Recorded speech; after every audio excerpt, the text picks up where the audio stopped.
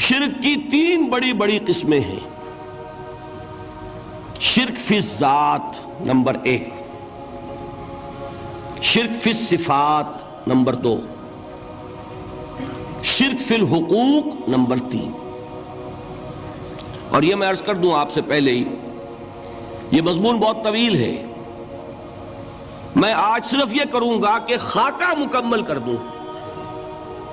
اب اس خاکے میں رنگ بھرنا، وہ تو ایک موضوع پر شرک فی الذات پر پوری تقریر ہونی چاہیے، شرک فی الصفات پر ہونی چاہیے۔ ایک ایک گھنٹے کے میرے 6 کیسٹ ہیں اللہ کے فضل و کرم سے، جو کئی سال سے وہ پھیل رہے ہیں۔ 6 گھنٹے میں میں نے ان چیزوں کو بیان کیا، وہ موجود ہوں گے، لیکن آج وہ خاکہ ذہن میں بنا لیجئے، اور کچھ آپ کو الجبرے کے فارمولے ہاتھ میں آ جائیں تاکہ خود آپ میں صلاحیت پیدا ہو جائے پرکھنے کی کہ اس فارمولے کو اپلائی کر کے دیکھ لیں یہ شرک ہے یا نہیں۔ یہ 2 کام تو میں انشاءاللہ آج کر دوں گا، آپ مطمئن رہیں۔ باقی یہ کہ تفصیل، وہ تو ہر سلسلے میں تفصیل پھر بہت ہوگی، وہ شوق ہو تو وہ کیسٹ آپ سنیے۔ تو 3 تقسیمیں ہو گئی۔ شرک فی الذات، اللہ کی ذات میں کسی کو شریک کر دینا، یہ سب سے زیادہ نمایاں، سب سے زیادہ جلی، سب سے زیادہ عریاں، اور اللہ تعالیٰ کو سب سے زیادہ مبغوض اور ناپسند شرک ہے۔ شرک فی الصفات نمبر 2، یہ ایک علمی مسئلہ ہے جس میں آدمی ٹھوکر کھا جاتا ہے اگر محتاط نہ ہو۔ بڑے سے بڑے آدمی کو ٹھوکر لگ جائے گی، اس کا میں فارمولہ صرف آپ کو دوں گا، وہ ذہن میں رکھ لیجئے، پھر جہاں چاہیں اپلائی کیجئے، انشاءاللہ تعالی آپ کو ٹھوکر نہیں لگے گی۔ شرک فی الحقوق، اسی کا دوسرا نام شرک فی العبادت ہے۔ اللہ کا حق کیا ہے بندے پر؟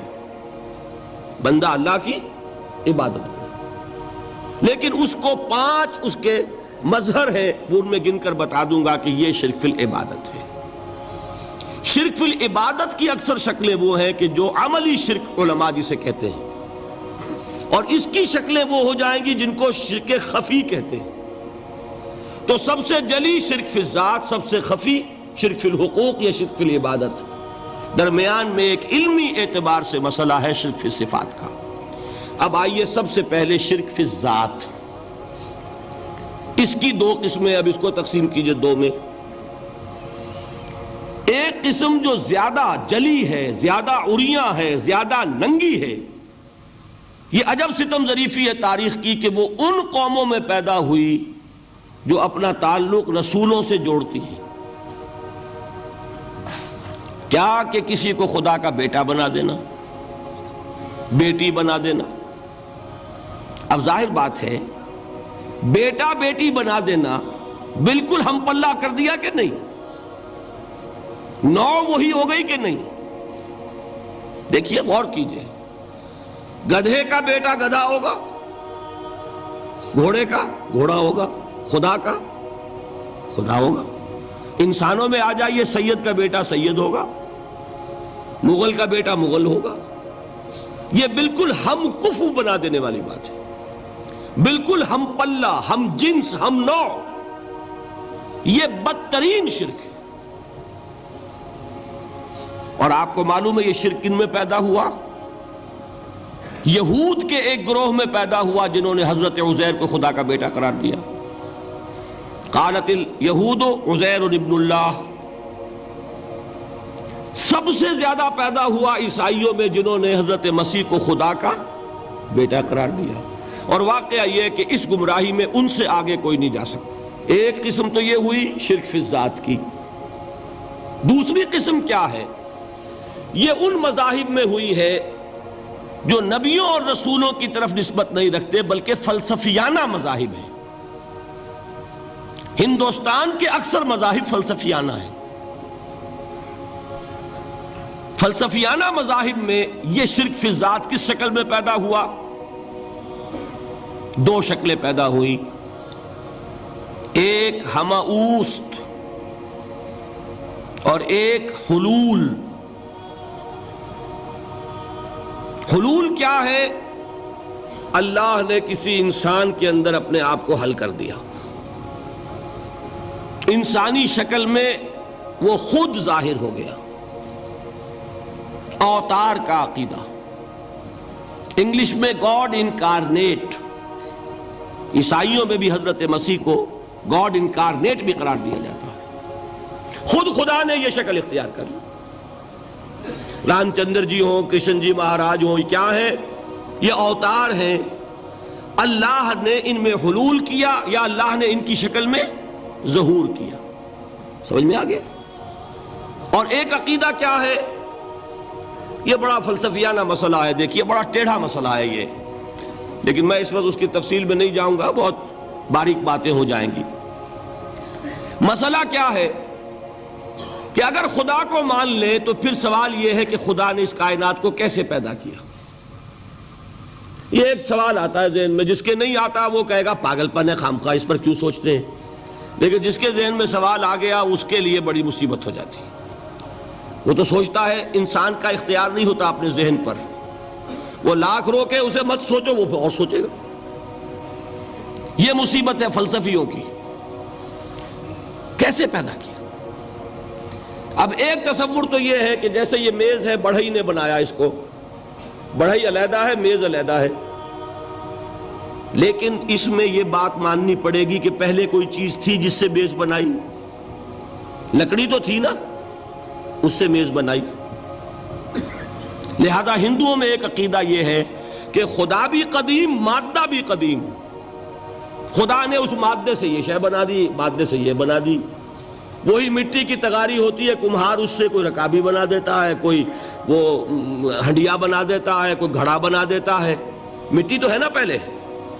تو مادہ بھی قدیم، خدا بھی قدیم، اور مادے سے خدا نے یہ شکلیں بنا دی. ٹھیک، یہ بھی سنویت ہو گئی، توحید تو ختم ہو گئی. تو جن لوگوں کا ذہن تھا توحیدی لیکن اس مسئلے میں الجھ گئے، انہوں نے ایک اور شکل تجویز کی کہ خدا خود ہی اس شکل میں تبدیل ہو گیا. کیسے؟ جیسے برف پگھلتی ہے تو پانی بن جاتا ہے. پانی کہاں سے آیا؟ برف سے. اب کوئی پوچھے برف کہاں ہے؟ بھائی یہی پانی ہے، یہی برف ہے یا نہیں؟ اسی پانی کو آگ کے اوپر آپ نے رکھ دیا، وہ بھاپ بن گئی. اب آپ کہیں برف کہاں ہے، پانی کہاں ہے؟ یہی بھاپ جو ہے یہی در حقیقت پانی ہے، یہی بھاپ جو ہے یہی برف ہے. یہ ہے وہ ہماؤس پینتھیزم جس کو انگریزی میں کہتے ہیں، کہ خود خدا نے روپ دھار لیا اس کائنات کا. یہ دو فلسفے ہیں.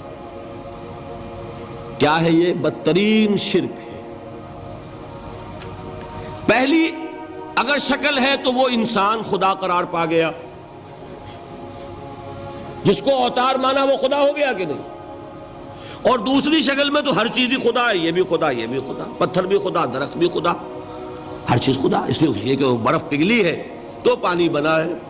وہ پانی چاہے زیر زمین آ رہا ہے، وہ پانی چاہے زمین کے اوپر دریا کی شکل میں آ رہا ہے یا زمین میں سوتے چل رہے ہیں، پانی تو وہی برف ہے جو پہاڑوں پر ہمالیہ پر پڑا ہوا ہے.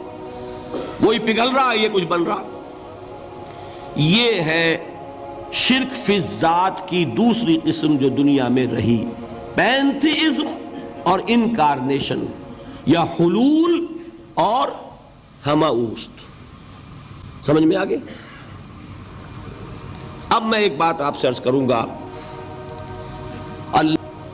اب آئیے شرک فی الصفات. میں نے عرض کیا تھا کہ یہ ایک بڑا علمی مسئلہ ہے اور اس میں ٹھوکر لگ جاتی ہے. وجہ کیا ہے اس کو سمجھ لیں. بنیادی بات، ہماری زبان جو ہے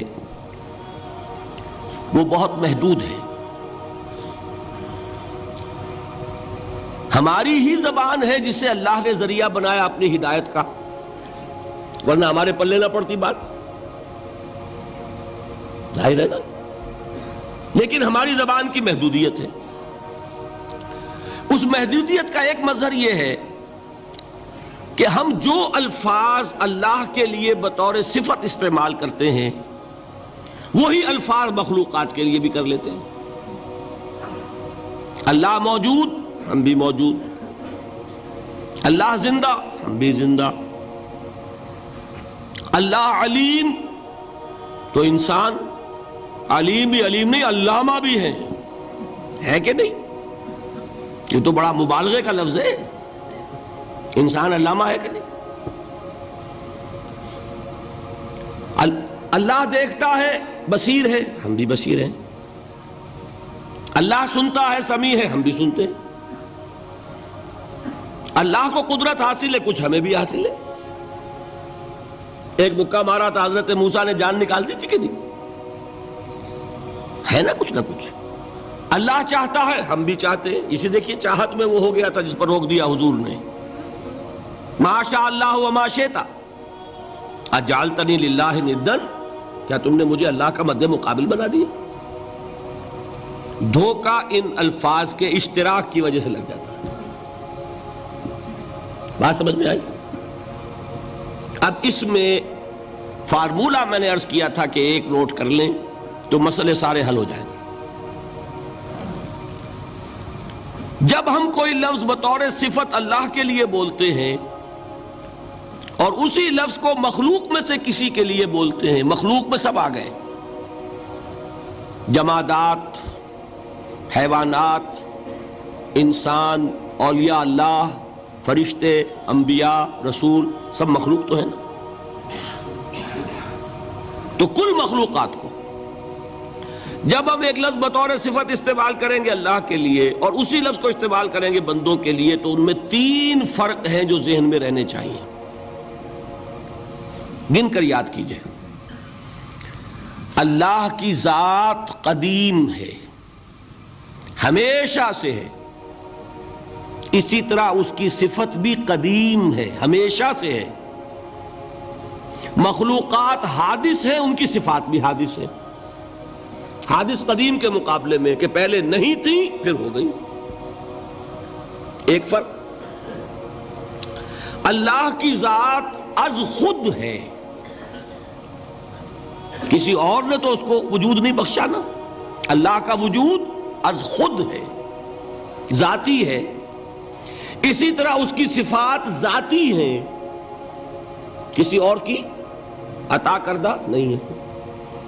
مخلوق کوئی ہو کسے باشد، ان کا وجود ذاتی نہیں عطائی ہے.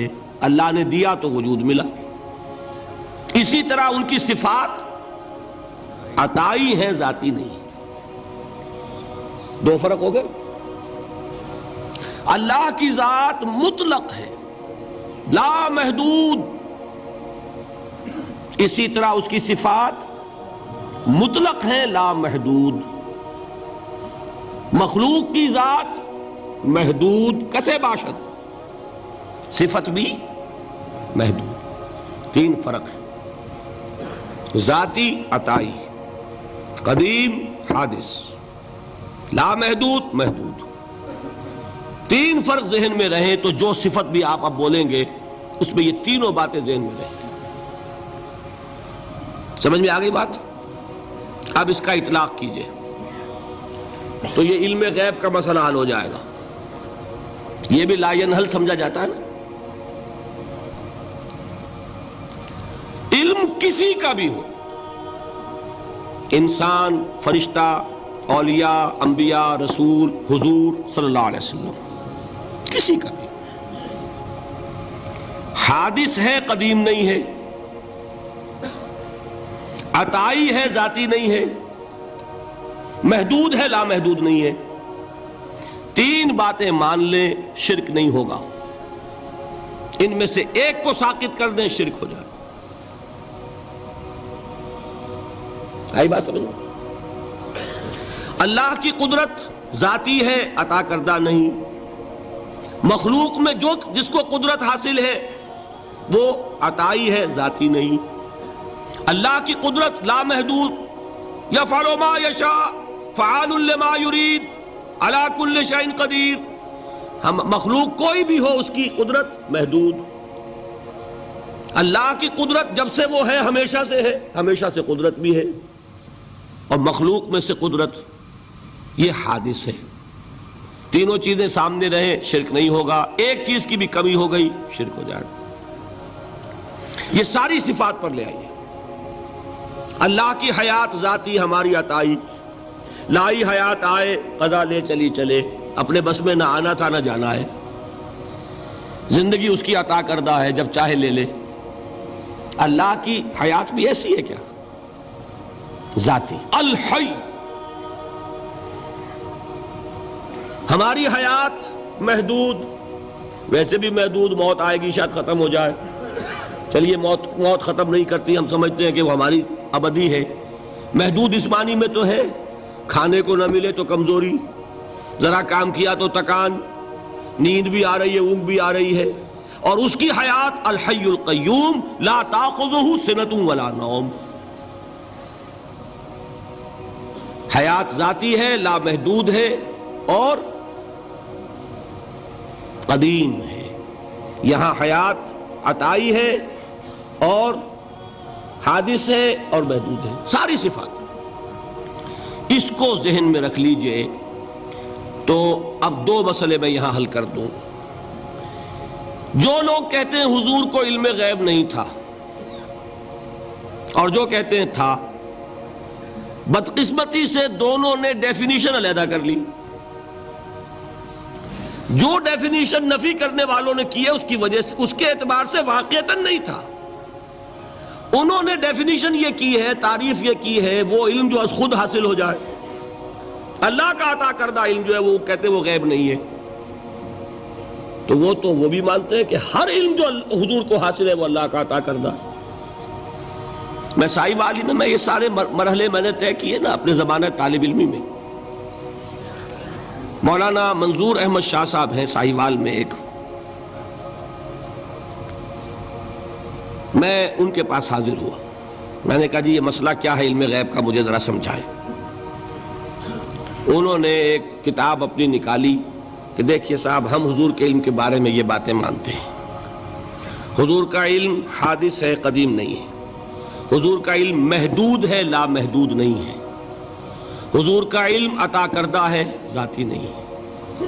میں نے کہا یہ تین باتیں اگر آپ مان لیں تو میرا تو جھگڑا کوئی نہیں آپ سے. ہوتا کیا ہے جب آئیں گے وعظ میں، خطابت میں، تو عالم ما کان وما یکون، اب الفاظ وہ استعمال کر جائیں گے. ایک واعظ ہے، عام مقرر ہے، واہ واہ ہوتی ہی نہیں، نعرے لگتے ہی نہیں، محفل میں گرمی آتی ہی نہیں جب تک کہ ایسے مبالغے نہ کریں. لیکن وہ چیز لکھی ہوئی ان کے ہاں ہے کہ حضور کا علم حادث ہے، قدیم نہیں ہے. حضور کا علم محدود ہے، لامحدود نہیں ہے. حضور کا علم عطائی ہے، ذاتی نہیں ہے. ان تینوں چیزوں کے بعد کوئی بڑے سے بڑا وہابی اور بڑے سے بڑا اہل حدیث بھی انکار نہیں کرتا. باقی یہ بات جان لیجئے کہ غیب اور حضور یا شہادہ یہ در حقیقت عام انسانوں کے اعتبار سے الفاظ استعمال ہوئے. جب قرآن میں کہا جاتا ہے عالم الغیب والشہادہ، اللہ غیب اور جو ظاہر ہے یا موجود ہے سب کا جاننے والا ہے، تو مجھے بتائیے اللہ کے لیے کوئی غیب ہے؟ اللہ کے لیے کوئی شے غیب ہے؟ تو کیوں کہا جا رہا ہے عالم الغیب والشہادہ؟ وہ ہمارے اعتبار سے کہا جا رہا ہے. جو تمہارے لیے غیب ہے اللہ اس کو بھی جانتا ہے، اور جو تمہارے سامنے اللہ اسے بھی جانتا ہے. اللہ کے لیے تو کل شہادہ ہے. کسی شے کا لا یعزب عنہ مثقال ذرۃ فی السماوات والارض، آسمانوں اور زمین کا ایک ذرہ بھی اس سے غائب نہیں ہوتا. غیب کا وجود کیا اللہ کے لیے؟ تو یہ الفاظ مستعمل ہیں ریلیٹو ہمارے اعتبار سے، اور ہمارے اعتبار سے جو شے غیب ہے اس میں سے ایک حصہ اللہ دیتا ہے نبی کو، تبھی تو نبی بنا. فرشتے کو دیکھا، فرشتہ ہمارے لیے غیب ہے. جنت دکھائی کہ نہیں دکھائی، ہمارے لیے غیب ہے کہ نہیں ہے. دوزخ کا مشاہدہ کرایا کہ نہیں کرایا، ہمارے لیے وہ غیب ہے کہ نہیں ہے. جو چیزیں ہمارے لیے غیب ہیں انہی کے پردے اللہ کچھ اٹھاتا ہے. کل غیب نہیں. کل غیب کا علم ہو جائے گا تو وہ شرک ہو جائے گا. کل کا لفظ جہاں آیا شرک ہوا. جب آپ کہہ رہے ہیں محدود ہے، لا محدود نہیں ہے، تو کل کا لفظ استعمال نہیں کر سکتے. لیکن غیب میں سے کچھ علم دیا گیا تبھی تو نبی بنا، ورنہ میرے اور نبی میں فرق کیا ہوا پھر؟ البتہ یہ کہ وہ غیب کا علم ہو یا حاضر کا علم ہو، سائنٹیفک نالج ہو یا وحی کا علم ہو، کوئی بھی علم ہو، آیت الکرسی کے الفاظ نوٹ کیجئے، یعلم ما فی السماوات و ما فی الارض، وہ جانتا ہے، ولا یحیطون بشیء من علمہ الا بما شاء، مخلوق میں سے کوئی بھی اس کے علم میں سے احاطہ نہیں کر سکتا مگر جتنا وہ چاہے۔ اب یہ بات علیحدہ ہے کہ ہم کون ہیں طے کرنے والے کہ ناپیں بیٹھ کر کہ اللہ نے ابراہیم کو کتنا علم دیا؟ ہم ناپ سکتے ہیں؟ عیسیٰ کو کتنا دیا ہم جان سکتے ہیں؟ تو ابراہیم کا، موسیٰ کا، عیسیٰ کا نہیں ناپ سکتے تو محمد الرسول اللہ کا کہاں ناپیں گے؟ یہ پاگل پن ہے، یہ ہے جو غلطی ہوتی ہے۔ ہم کون ہیں طے کرنے والے؟ اللہ نے اپنے نبی کو دیا جو دیا، بات ختم۔ کل نہیں کہیں گے، کل کہا شرک ہو جائے گا، ذاتی کہا شرک ہو جائے گا۔ عطائی ہے، جو دیا اللہ نے دیا، اور کل نہیں دیا، جتنا چاہا دیا، ہے حادث قدیم نہیں، تینوں چیزوں مان لیجئے تو شرک کا کوئی شائبہ نہیں ہوگا۔ باقی جہاں ایک طرف قرآن میں وہ آیات ہیں کہ اللہ کے غیب کو کوئی نہیں جانتا، ٹھیک، وہاں یہ بھی ہے کہ لا یظہر غیبہ، لا یظہر علی غیبہ الا من ارتضی من رسول، وہ اپنے غیب پر قابو نہیں دیتا مگر اپنے رسول میں سے جس کو چاہے۔ یہ دونوں آیتیں قرآن کی ہے کہ نہیں؟ اسی لیے در حقیقت جو غیب کی نفی کرتے ہیں حضور سے، وہ کہتے ہیں کہ از خود معلوم ہونے والی شے غیب ہے۔ ہم کہتے ہیں از خود تو کوئی بھی شے کسی کو معلوم نہیں، ہمیں حاضر کا علم بھی اللہ ہی دیتا ہے تو ہوتا ہے، غیب کا تو بہت دور کی بات ہے۔ یہ مسئلے بڑے سیدھے ہیں، خام خواہ ہم نے پیچیدہ بنایا ہوا ہے۔ خدا کے لیے ان مسئلوں کو سلجھائیے اور جوڑیے، کاٹنے کی بجائے جوڑنے کی فکر کیجیے کہ بھائی یہ اپنی اپنی جگہ پر علیحدہ علیحدہ تم نے تعریفیں کر رکھی ہیں اس لیے جھگڑ رہے ہو، ورنہ دونوں باتیں صحیح ہیں۔ اب آئیے آخری شرک، شرک فی العبادت یا شرک فی الحقوق۔ اللہ کے حقوق کے لیے ایک لفظ استعمال کریں گے تو وہ کیا ہے؟ عبادت۔ وما خلقت الجن والانس الا لیعبدون، میں نے جنوں اور انسانوں کو پیدا ہی اس لیے کیا کہ میری عبادت کریں۔ اب عبادت میں شرک اگر ہوگا تو یہ شرک کی تیسری قسم ہو جائے گی۔ عبادت میں شرک سے مراد کیا ہے اس کو سمجھیے۔ یہ میں پہلے بیان کر چکا ہوں عبادت کسے کہتے ہیں۔ عبادت کے دو جز سمجھ لیجئے، جیسے ایک میرا یہ جسم ہے، ایک اس میں روح ہے۔ روح نظر نہیں آتی، نظر جسم آتا ہے، لیکن اس جسم کا سارا وجود اس روح سے ہے۔ چلیے روح کو چھوڑیں، جان، جان کیا کس بلا کا نام ہے؟ کسی کو نظر آئی آج تک؟ لیکن یہ جان ہی ہے جو اس جسم کو قائم رکھے ہوئے ہے۔ اسی طرح عبادت کا ایک جسم ہے، ایک جان ہے۔ جسم کیا ہے؟ اطاعت، اللہ کی بندگی، ہما تن بندگی، ہما وجوہ بندگی، ہما وقت بندگی، یہ تو بیان کر چکا نا۔ اور روح کیا ہے؟ محبت، اللہ کی محبت۔ اطاعت جبر سے کی جاتی ہے تو وہ عبادت نہیں کہلاتی۔ انگریز کی اطاعت ہم کرتے تھے نا، لیکن کیا عبادت کرتے تھے؟ بات سمجھ میں آئی؟ اطاعت تو کر رہے تھے، عبادت نہیں۔ عبادت اس اطاعت کو کہتے ہیں جو کسی ہستی کی محبت سے سرشار ہو کر ہما وقت، ہما تن، ہما وجوہ کی جائے۔ تو جسد ظاہری کیا ہے عبادت کا؟ اطاعت، اور روح کیا ہے؟ محبت۔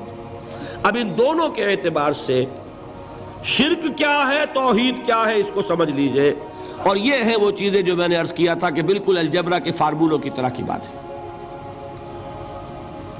اطاعت میں توحید کیا ہے کہ مطاع مطلق صرف اللہ، ٹھیک، باقی ساری اطاعتیں اللہ کی اطاعت کے تابع، نفی نہیں ہے، والدین کی اطاعت کرو، لیکن جہاں والدین حکم دیں اللہ کے حکم کے خلاف،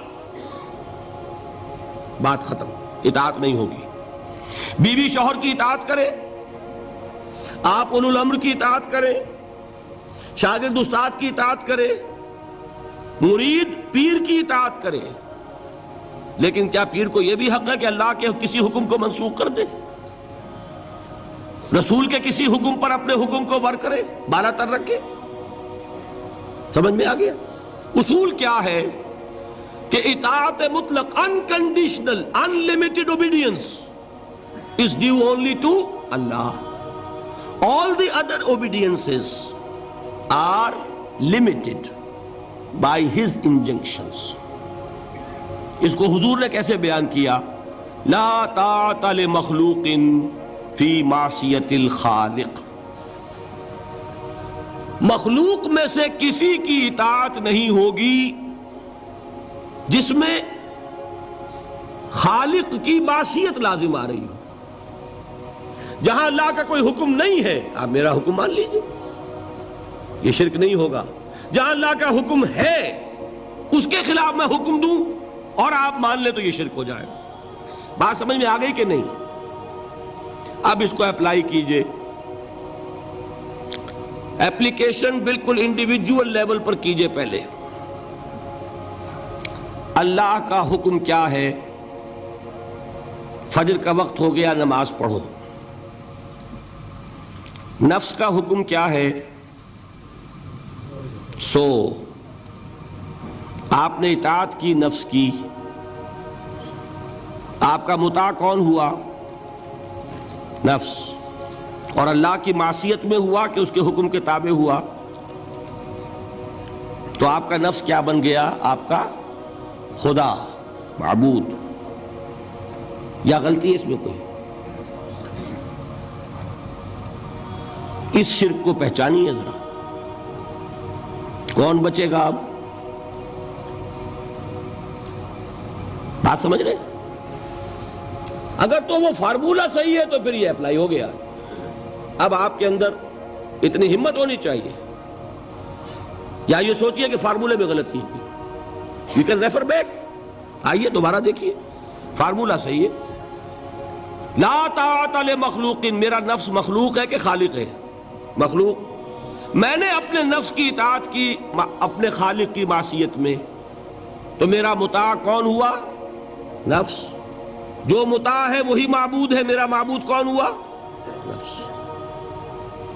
اس کو کہتے ہیں مولانا روم، نفس ما ہم کم ترس فرعون نیست، لیکن اورا عون ایرعون نیست۔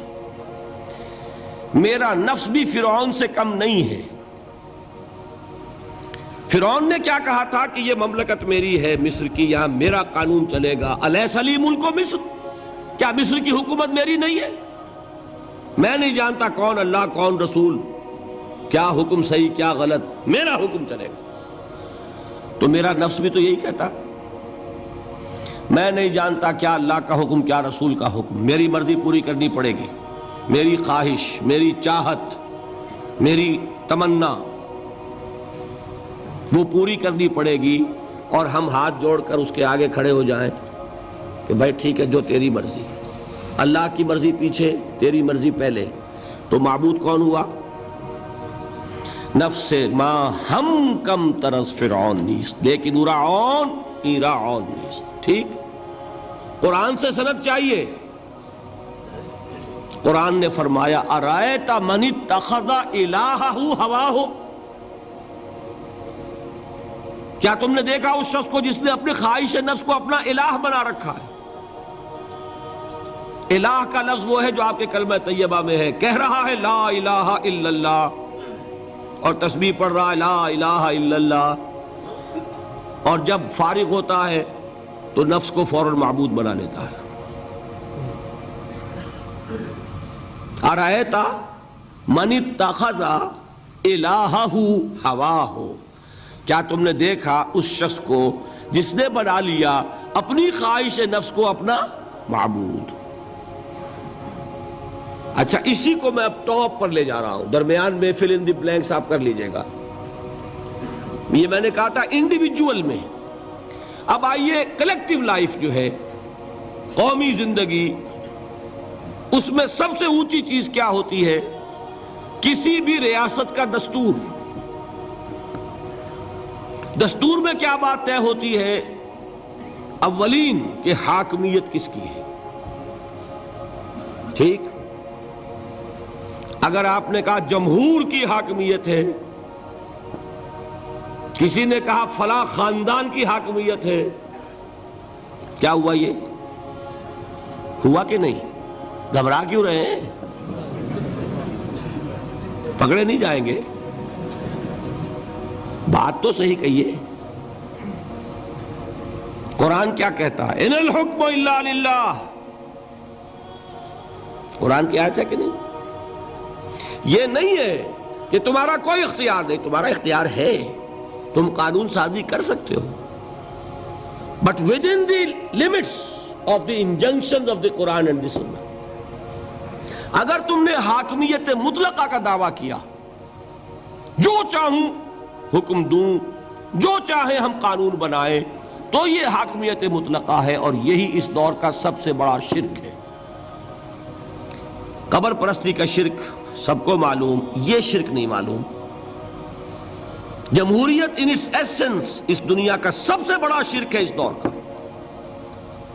Human sovereignty in any form, individual ہے تو شرک، اگر وہ پاپولر سوورنٹی ہے تو شرک، کوئی فرق نہیں واقع ہوتا. اقبال نے ایسی باتیں جو کہی ہیں وہ اصل میں اس دور کے شرکوں کو پہچانا اقبال نے، اس لیے کہ اس دور کے فلسفوں کو علماء نے پڑھا نہیں. وہ سطحی طور پر جو الفاظ ہیں ان سے کچھ بات سمجھ لیتے ہیں، گہرائی میں اتر کر فلسفہ کیا ہے، حاکمیت کسے کہتے ہیں، جمہوریت کسے کہتے ہیں. جمہوریت is popular sovereignty, know limits. جو بھی لیجسلیٹو اتھارٹی ہے، عوام کے نمائندے جو قانون چاہے بنائیں، وہ ہم جنسی کو جائز کرنا چاہے اختیار ہے. دو مردوں کو میاں بیوی کی حیثیت سے لائسنس دیں رہنے کے لیے، لیگل لائسنس جائز ہے، قانون ان کا مرضی ہے، جو چاہے بنائیں. They don't accept any limitation to their legislative authority. We are sovereign. کیا مطلب؟ ہم جو چاہے قانون بنائیں. یہی تو شرک ہے. کیا کہا اقبال نے؟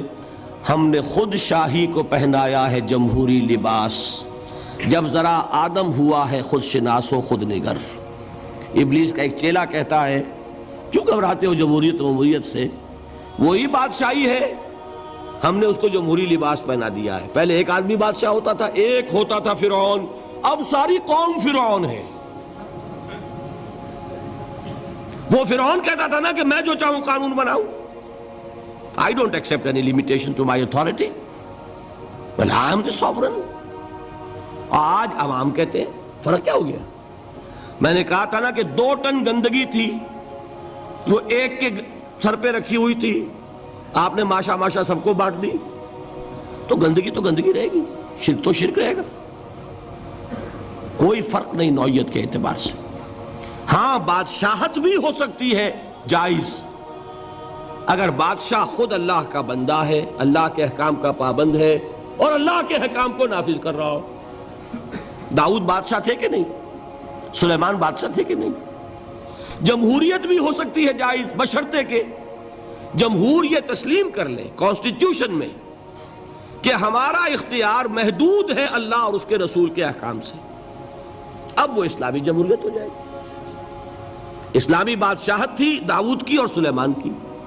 اسلامی جمہوریت اللہ کرے کہ واقعتاً حقیقتاً کسی ملک میں قائم ہو جائے، آج تک تو ہے نہیں، لیکن یہ کہ ہو جائے تو وہ اس دور کا تقاضا ہے. لیکن یہ کہ اگر ہے وہ بات کہ حاکمیت مطلقہ ہے عوام کی، تو گویا کہ عوام نے خدائی کا دعویٰ کیا. سروری زیبا فقط اس ذات بے ہمتا کو ہے، حکمراں ہے ایک وہی باقی بتانے آزری. جو کوئی بھی حاکمیت کا مدعی ہے وہ آذر کا تراشا ہوا ایک بت ہے، وہ فرد ہو یا عوام ہو، قوم ہو۔ ہاں، اللہ کو حاکم مطلق مان کر اس کے احکام کے اندر اندر باہمی مشورے سے ایک نظام چلانا، یہ ہوگا صحیح اسلامی نظام۔ سمجھ میں آئی بات؟ اب آئیے دوسری چیز، محبت میں توحید کیا ہے؟ توحید فی المحبہ، یہاں بھی محبت کی نفی نہیں ہے۔ شوہر بیوی سے محبت کرے، بیوی شوہر سے محبت کرے، والدین اولاد سے کرے، اولاد والدین سے کرے، لیکن اللہ کی محبت سب سے بالا تر، یہ ہے توحید۔ کوئی ایک محبت بھی اللہ کی محبت کے برابر ہو گئی تو شرک، اور کوئی محبت اللہ کی محبت سے اونچی ہو گئی تو، اب شرک سے اوپر کوئی لفظ ہمارے پاس ہے نہیں، میں نے کہا تھا نا کہ یہ تو ہماری زبان کی محدودیت ہے، ورنہ تو وہ شرک سے اوپر کا کوئی لفظ ہونا چاہیے نا۔ برابر ہو گئی تو شرک ہے۔ ہاں، ساری محبتیں اللہ کی محبت کے تابع۔ توحید کیا ہے؟ والذین آمنوا اشد حبا للہ، اشد، اہل ایمان وہ ہیں جو اللہ کی محبت میں سب سے شدید ہے۔ یہ نہیں وطن سے محبت کرو کوئی حرج نہیں، گھر سے محبت کرو کوئی حرج نہیں، بیٹے سے کرو، اولاد سے کرو، مال سے کرو، کوئی حرج نہیں، لیکن مال کی محبت اللہ کی محبت کے برابر نہ ہو جائے یا اس سے اوپر نہ ہو جائے، اولاد کی محبت اللہ کی محبت سے اوپر نہ چلی جائے، وطن کی محبت، قوم کی محبت اللہ کی محبت سے اوپر نہ چلی جائے۔ جو محبت بھی اللہ کی محبت کے برابر ہوئی یا اوپر گئی، یہ شرک فی المحبت، اور محبت روح ہے عبادت کی، تو یہ کیا ہے؟ شرک فی العبادت۔ فارمولہ ہے نا؟ اب اپلائی کیجئے ذرا۔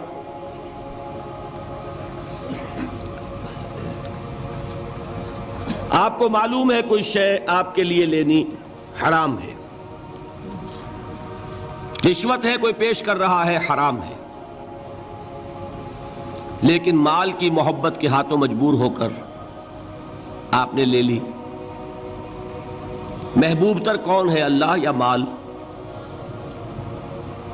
نہیں، اس معاملے میں کون ہے؟ وہ تو مال ہے نا۔ مشکل ہے، ماننا مشکل ہے۔ وہ تو چاہتے ہیں شرک کے موضوع پہ تقریر ہو تو بس وہی دو چار مسئلے جو ہیں انہی پر دھواں دار تقریر ہونی چاہیے، ہمیں کوئی نہ چھیڑے۔ براہیمی نظر پیدا مگر مشکل سے ہوتی ہے، ہوس چھپ چھپ کے سینوں میں بنا لیتی ہے تصویریں۔ باہر کے بت آپ توڑ دیں گے، یہ اندر جو بت خانہ آباد ہے اسے کون توڑے گا؟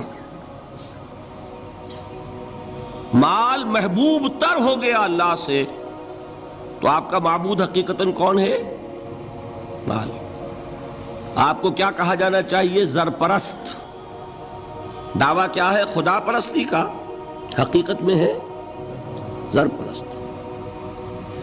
اور اگر دلیل چاہیے تو حضور کا فرمان، تعس عبد الدینار وعبد الدرہم، ہلاک ہو جائے یا ہلاک ہو گیا درہم و دینار کا بندہ۔ کون ہے درہم و دینار کا بندہ؟ جس کے لیے درہم و دینار اتنے محبوب ہو جائیں کہ وہ اس کے لیے اللہ کے احکام کو توڑ دے۔ تو وہ کس کی بندگی کر رہا ہے؟ دولت کی۔ نام کیا ہے؟ عبد الرحمن، حقیقت میں کیا ہے؟ عبد الدینار۔ نام تو رکھنا آسان ہے، ماں باپ نے رکھ دیا، یہ محمد فرما رہے ہیں صلی اللہ علیہ وسلم، عبد الدینار و عبد الدرہم،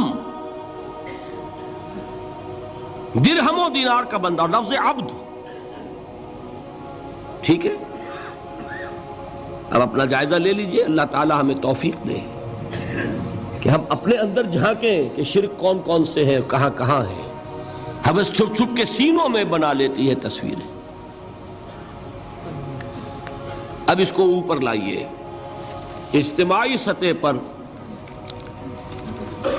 جیسے میں نے آپ کو بتایا کسی بھی ریاست جو ہے، کانسیپٹ آف اسٹیٹ، یہ ہائیسٹ ایوالوڈ فارم ہے انسان کی اجتماعی تصورات کی، جس کو میں نے کبھی کہا تھا سوشل ایوولوشن۔ تمدنی ارتقاء، اس کی بلند ترین شکل کیا ہے؟ Concept of state. اس میں دو چیزیں بنیادی ہیں، ایک حاکمیت کا تصور، حاکمیت کس کی ہے، اور دوسرے اس میں رہنے والوں کو باہم جوڑنے والی شے کون سی ہے، انہیں ایک قوم بنانے والی شے کون سی ہے، ایک نیشن۔ کوئی ایک مشترک محبت ہوگی تو وہ جڑ جائیں گے، ٹھیک ہے؟ کسی شے کی محبت کو سپریم کر دو ان کے دلوں میں، جس سے کہ یہ پھر باہم ایک دوسرے سے پیوست ہو جائے، اسی کا نام ہے نیشنلزم، وطن کی محبت، ٹیریٹوریل نیشنلزم۔ اس دور کا یہ قوم کی تشکیل کے اندر سب سے اہم عنصر کیا ہے؟ وطن کی محبت۔ اور یہ وطن کی محبت جب اصل شے ہو جائے گی آپ کو جوڑنے والی، تو وطن آپ کا کیا بن جائے گا؟ معبود۔